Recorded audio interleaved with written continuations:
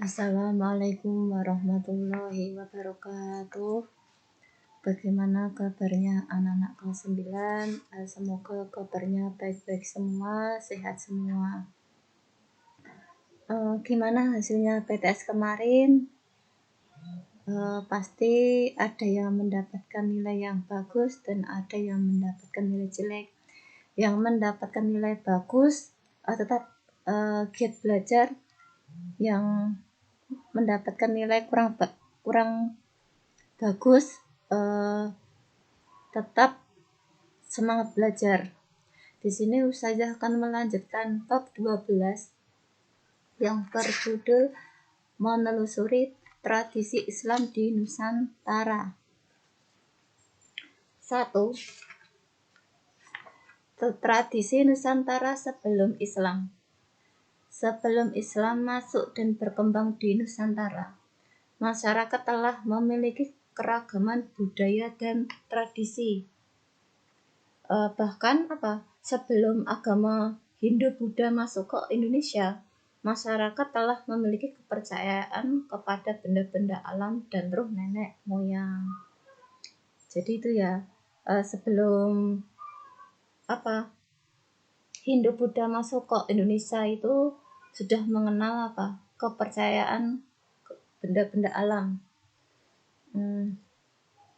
Terus misalnya ritual sebelum hajatan, kelahiran, perkawinan, dan kematian.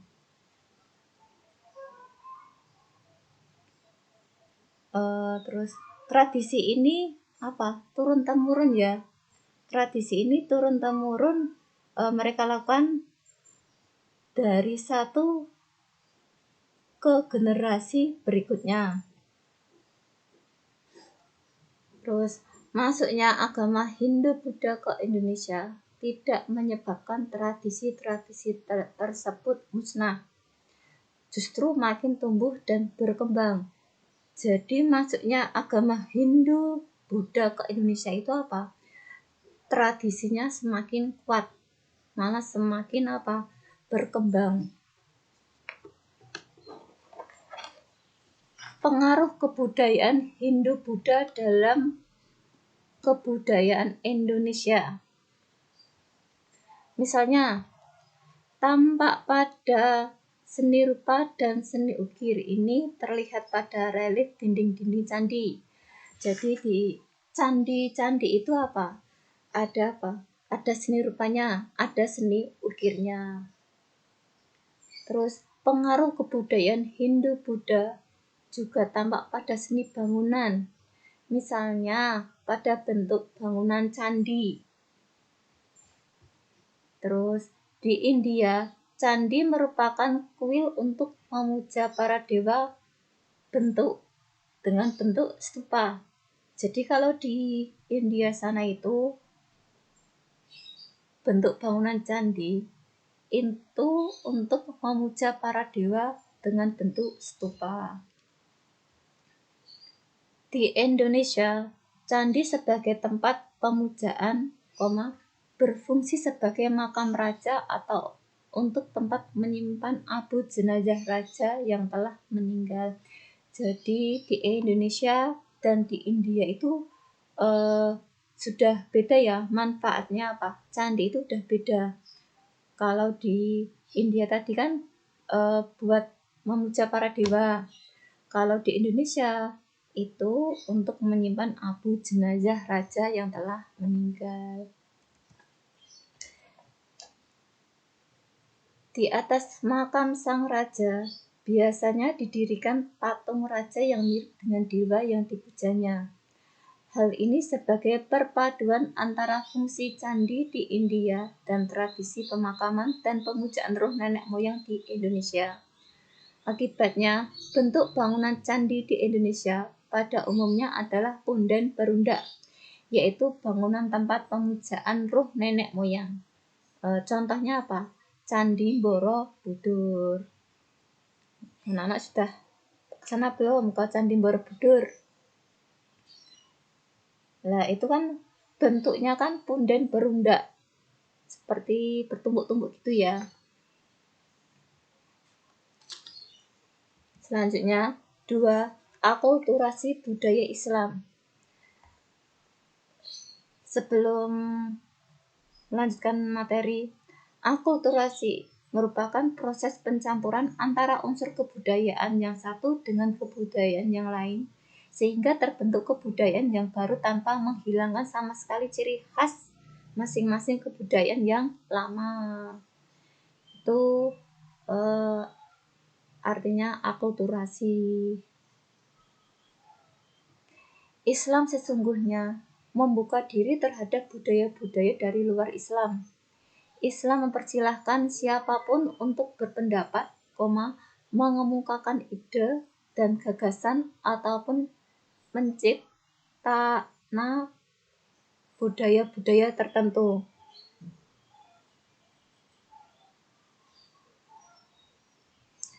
Terus, asalkan sesuatu prinsip sebagai berikut.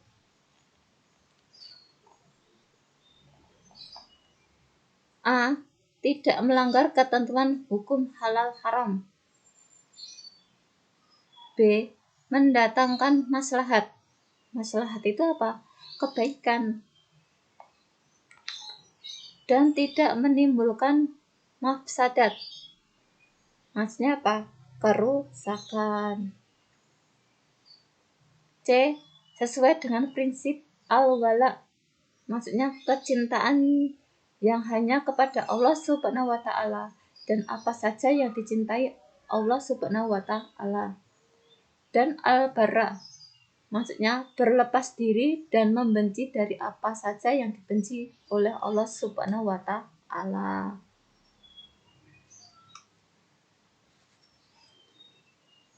Selanjutnya, berikut ini adalah seni budaya Nusantara yang telah mendapatkan pengaruh dari ajaran Islam.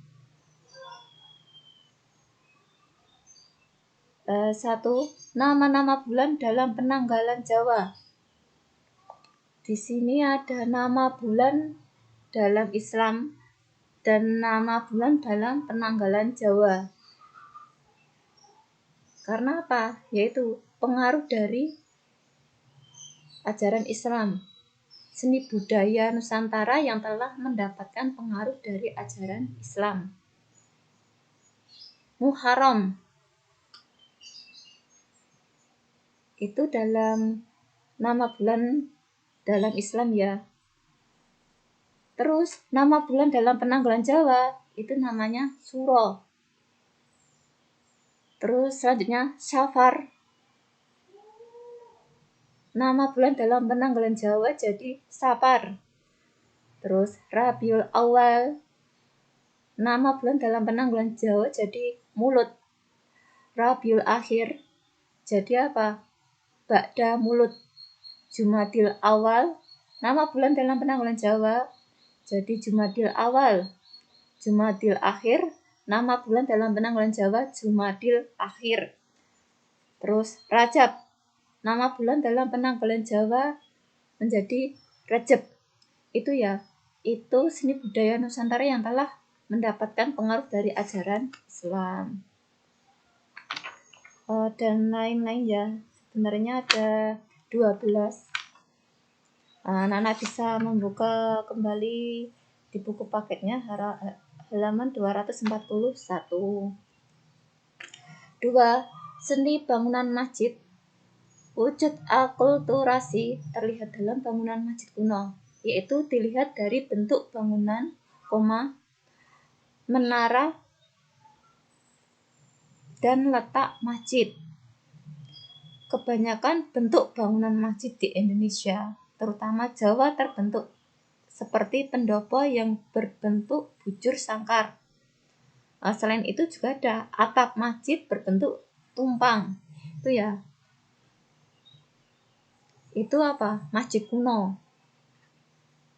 Menara berfungsi sebagai tempat menyerukan adzan. Bentuk akulturasi ini terlihat pada menara Masjid Kudus yang terbuat dari terakota yang tersusun seperti candi. Kalau di Banten, bentuk menaranya menyerupai mencusyur di Eropa. Selain bentuk masjid dan menara, letak masjid juga memiliki ciri khusus. Apa? Seperti di alun-alun istana atau keraton. Selain itu, masjid juga diletakkan dekat dengan makam, terutama makam raja-raja. 3. Seni ukir dan kaligrafi. Seni ukir yang dimaksud adalah seni ukir hias untuk hiasan masjid.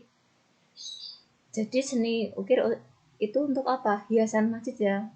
Terus nisan, cungkup dan tiang cungkup. Seni ukir hias ini antara lain berupa ada lagi dedaunan. Motifnya itu bunga, maksudnya teratai ya, bunga teratai ya. Terus bukit karang, panorama alam dan ukiran kaligrafi.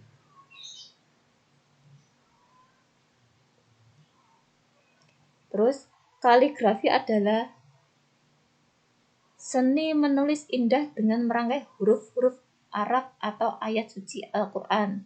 Insya Allah anak-anak pernah ya membuat kaligrafi dengan apa? Ayat suci Al-Quran.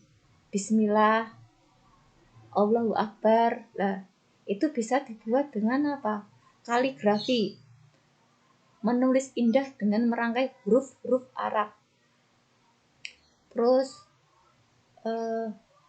Al-Quran, hadis, asma Allah subhanahu wa ta'ala, sesuai dengan bentuk yang diinginkan. Lah, jadi sesuai dengan apa? Bentuk yang diinginkan. Kalau anak-anak ada tugas membuat kaligrafi, yaitu sesuai apa? Bentuk yang diinginkan. Perintahnya dari ustadz dan ustadzanya itu seperti apa? 4. Seni tari. Di beberapa daerah Indonesia terdapat bentuk-bentuk tarian yang berkaitan dengan bacaan sholawat. Misalnya, pada seni rebana diikuti dengan tarian jipin diiringi musik qasidah dan gambus.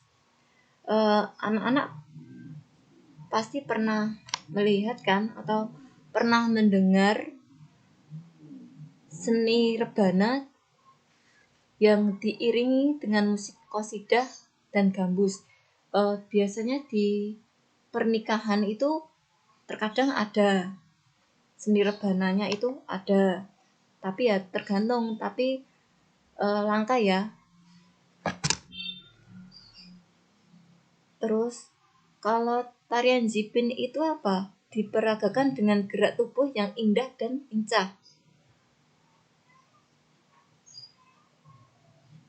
Kalau anak-anak insya Allah sudah tahu ya seni rebana itu seperti apa, musiknya gimana. Nah, insya Allah anak-anak sudah pernah mendengar ya. 5. Seni musik. Kebudayaan Islam kita juga mengenal seni musik berupa rebana, hadroh, qasidah, nasyid dan gambus yang melantunkan lagu-lagu dengan syair Islami. Kalau kebudayaan Islam kita itu juga ada yang mengenal apa? Yaitu rebana, hadroh, qasidah, nasyid. Nah, misalkan acara di khitanan itu juga ada, pernikahan itu juga ada. Kalau hadroh adalah salah satu jenis alat musik yang bernapaskan Islam, lagu bernuansa Islam. Jadi nggak sembarang lagu ya. Lagunya tidak seperti lagu-lagu sekarang. Jadi yang bernuansa Islam. Qasidah merupakan suatu jenis seni suara yang menampilkan nasihat-nasihat keislaman. Lah, qasidah ini diiringi dengan musik rebana ya. Jadi qasidah ini juga diiringi dengan musik rebana. Cukup sekian materi dari Ustazah. Apabila banyak salah katanya, Ustazah minta maaf yang sebesar-besarnya. Wassalamualaikum warahmatullahi wabarakatuh.